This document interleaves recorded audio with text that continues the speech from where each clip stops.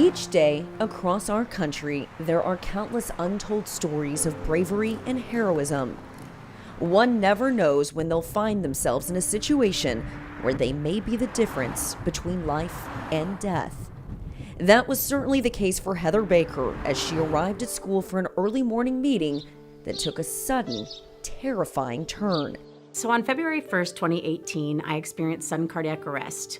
But when I woke up that morning, I felt completely normal. I was 28 years old in a new job as a curriculum director at Pecatonica School District.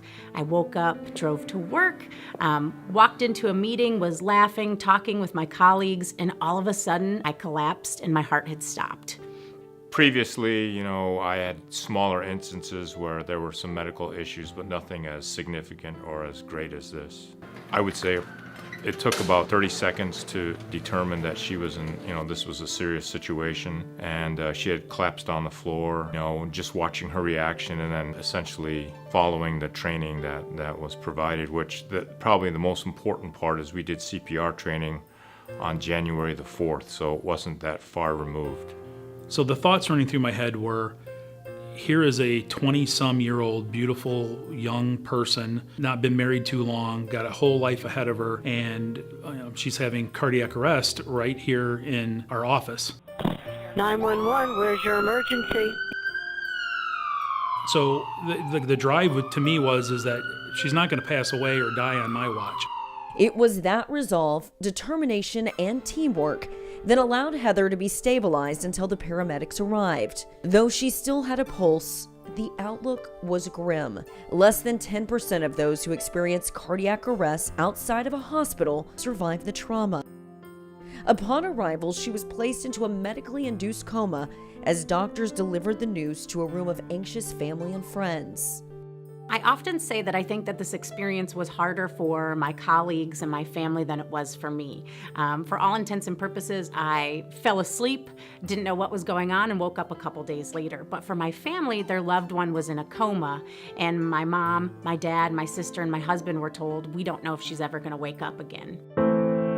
The joy and news of her recovery was, that's absolutely wonderful. Obviously that's the best case scenario.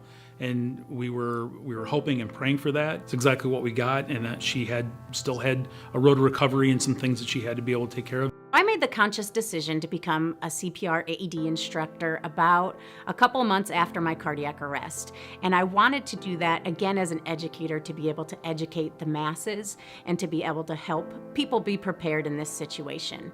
It is super gratifying for me. I've been able to teach people of almost all ages, instilling confidence in others that if there were an emergency, they would know what to do.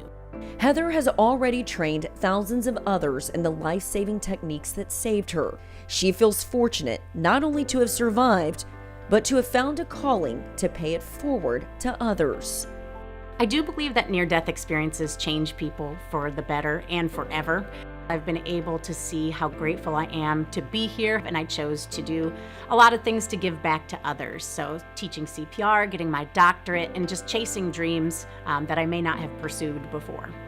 Thanks to the quick thinking of her colleagues, Heather is now the principal at Dorothy Simon Elementary School in Winnebago, Illinois, where she's making the most of her second chance in life.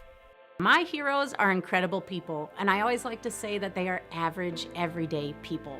These are wonderful colleagues that showed up to work not expecting me to be dead on the floor, but they chose to jump into action, and for that I can never thank them enough.